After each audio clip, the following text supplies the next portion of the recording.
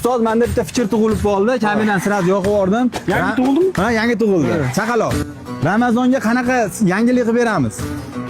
Ramazon kirishi bilan Farg'ona viloyati bo'ylab ikkita tadbirkor akamizni bepulga reklama qilib beramiz. Rostmi? Ha, bepulga. Bepulga ikkita tadbirkor reklama qilib berar ekanmiz. Endi yonimizdagi bu tadbirkorlarni so'rab ko'ramiz. Ha. Ulug'bek, Ramazon kiryapti. Hop. Mijozlarga qanaqa yangilik, qanaqa sovg'alar qilib berasizlar? Saharlikka xudo xolasa osh. Ha, Saharlikka osh, iftorlikka tandir tabaka bo'ladi aka. tandir tabaka bo'ladi. Oshimiz 3 porsiya bepul bo'ladi aka, talab kelganga. Ha, Birinchi kelganga bepul aka, 3 ta odamga. Ertaman birinchi kelgan 3 ta odamga 3 porsiya oshni bepul qilib qo'ydik. Alo burgerda. Alo birga. Rahmat. Alo burgerga kelaverasizlar. Osobxonada odam yo'q ekan. Ha, ketgan. Keyingisi. Assalomu alaykum. Aka Hormay, uzr bezda qildik. Buyursa mikrofon to'g'ri. Bir chekkadan so'rab kelyapti. Tadbirkorlardan siz Ramazon oyiga nima tuhfa qildingiz?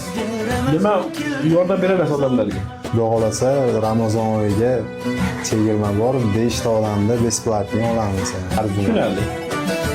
Akamizga ham respekt, har juma 5 ta odamni bepulga sotib qo'yar ekan.